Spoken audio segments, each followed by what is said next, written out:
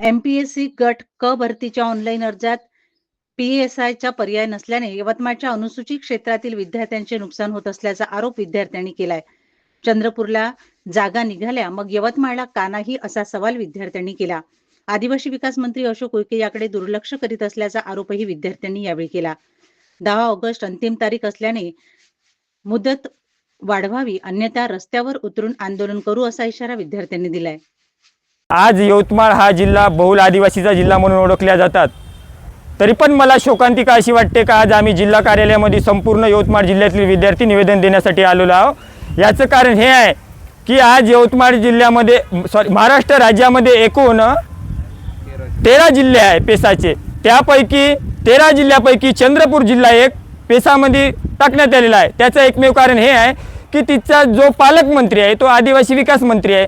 त्याच्यामुळे तर तो चंद्रपूर जिल्हा पेसामध्ये टाकण्यात आलेला आहे आणि 12 जिल्हा वगळण्यात आलेला आहे. का? त्याचं कारण ते 12 जिल्ह्यातले का आदिवासी हे बोगस आहे, हे काही बोगस डॉक्युमेंट भरलेले आहे.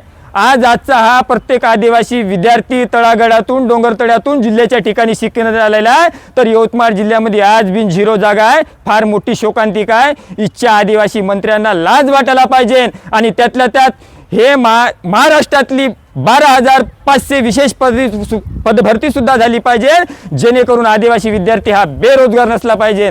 आणि जो महाराष्ट्र शासनाने जो आदिवासी विद्यार्थ्याची प्रशासकीय सेवेमध्ये जी जागाची जो बिंदू नामावली काढलेली आहे याच्यात सुद्धा बदल झाला पाहिजे आणि आम्ही आदिवासी विद्यार्थ्याच्या जागा वाढल्या पाहिजे.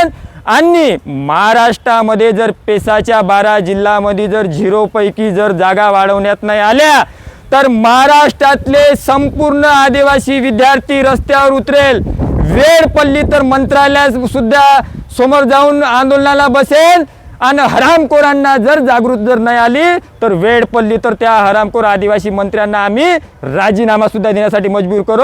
हे शासनाने दक्षता घ्यावी अन्यथा या महाराष्ट्रामध्ये संपूर्ण आदिवासी विद्यार्थी पेटल्याशिवाय राहणार नाही. जय शिवाय जय बिरसा. नाव काय? मंगेश वासुदेव शिडाम.